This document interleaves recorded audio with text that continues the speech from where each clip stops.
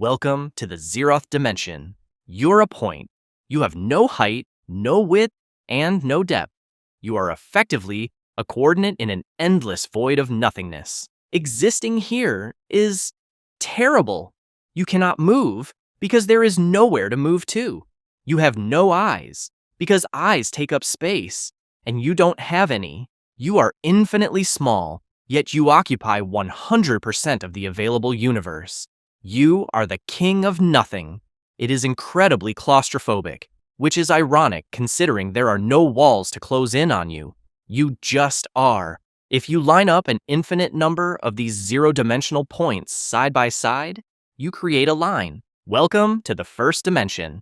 You are now a line, specifically a line segment. You now have length. Congratulations. But don't get too excited. You still have no width or depth.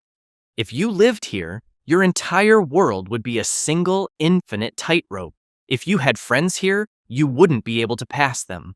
The social scene in 1D is a nightmare. It is an eternal conga line where no one can ever leave. Also, vision here is useless. If you looked at your friend, you wouldn't see a person. You would just see a single point of color. You can't see how long they are because you're looking at them head on. Are they a handsome, tall line or a short, stubby line? You'll never know. You just stare at a dot forever. Okay, let's pull the line upwards. If you stack an infinite number of these lines next to each other, you get a flat plane. Now, we are in the second dimension. This is Flatland. You are now a polygon. Maybe a triangle, maybe a square. You have length and width. You can move forward, backward, left, and right. But existing here is trickier than it looks. In 2D, you have no concept of up or down. If someone from the 3D world like me stuck a finger into your universe, you wouldn't see a finger. You would just see a mysterious fleshy circle appear out of thin air, expand, and then vanish. You would probably start a religion about it. Also, biology in 2D is a disaster. If you had a digestive tract running from your mouth to your exit, it would literally cut your body in half. You would fall apart. Let's add height. If we stack an infinite number of flat squares on top of each other like sheets of paper, we create a cube. Welcome to the third dimension. This is home. You know this one. It's where you keep your stuff. But let's look at it objectively because 3D is actually kind of weird. Even though we exist in 3D, we don't actually see in 3D. We see in 2D. Your retina is a flat surface. You see a 2D projection of the world, and your brain uses lighting and shadows to guess the depth. If I stand behind a wall, I disappear. To a 4D creature, we look pathetic. Just like we can look down at a 2D drawing and see inside the square's house and inside his stomach, a 4D creature could look at you and see your heart, your brain, and what you had for lunch, all without cutting you open. You have no secrets from the fourth dimension. Just as a cube is a stack of infinite squares, a 4D object is simply a stack of infinite 3D moments arranged along a new axis. Imagine your entire life from birth to death stretched out like a long physical snake. In 4D, you aren't a person moving through moments.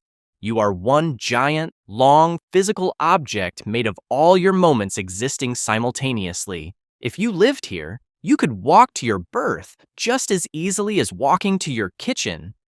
You could look at the timeline of history and see World War II and the invention of the iPhone sitting next to each other like furniture in a room. You don't remember the past. You just look at it. But wait, it gets more complicated. If you take infinite 4D timelines and arrange them side by side to see every possible choice, you get the 5D probability plane. Welcome to the fifth dimension. This is the what-if dimension. Every time you made a choice like choosing to watch this video instead of doing your homework, the universe split. In the fifth dimension, you can see the version of you that became a billionaire, the version of you that became a criminal, and the version of you that was eaten by a bear. Existing here would be paralyzing. How do you make a decision when you can clearly see every possible outcome laid out in front of you? You aren't just one person anymore. You are a cloud of infinite possibilities. If we treat the entire 5D probability plane as a single sheet and stack them to fold space, we enter the sixth dimension. In 5D, if you wanted to get from the bare victim U timeline to the billionaire U timeline, you'd have to travel all the way back to the moment of the decision and take the other path. It takes time. In 6D, you can take a shortcut. You can bend the probability space. You can jump directly between timelines. Existing here means you are essentially a god of your own destiny. You don't like how today went? Just step sideways into the universe where you stayed in bed. We aren't done. If we treat the entire 6D multiverse as a single point and line up infinite variations of it with different physics, we create the seventh dimension. Up until now, we've been looking at your universe, your Big Bang. All the timelines started from the same initial conditions. Gravity is gravity, light is light. In 7D, we access universes with different starting conditions. Maybe in this one, the speed of light is 5 miles per hour. Maybe in that one, gravity pushes instead of pulls. Existing here, you are looking at a line that connects all possible universes with all possible laws of physics. It is a zoo of broken realities. Most of them probably collapse instantly or are just empty voids. It's a lot of garbage to sift through. If we stack infinite 7D lines of different universes side by side, we create an 8D plane of all possible realities. Honestly, our brains stop working here. But purely logically, if 7D is the line connecting these alien universes, 8D allows you to travel between them effectively. You aren't just swapping timelines. You are swapping the fundamental source code of reality. It's the difference between changing the channel on your TV and rewriting the laws of physics, so your TV turns into a ham sandwich. If we stack infinite 8D planes together, we can fold them to create a shortcut. Welcome to the ninth dimension. You want to visit a universe where everyone walks on the ceiling? Snap! You're there! You want to go to a universe where people are shaped like triangles instead of stick figures? Snap! You can see absolutely everything you can imagine, and even more. And finally, if we condense infinite 9D realities into a single point containing everything, we reach the 10th dimension. According to string theory, this is it, the end of the road. In the 10th dimension, we treat all possibilities, all timelines, all physics, and all realities as a single point. There is nowhere left to go. There is nothing outside of this.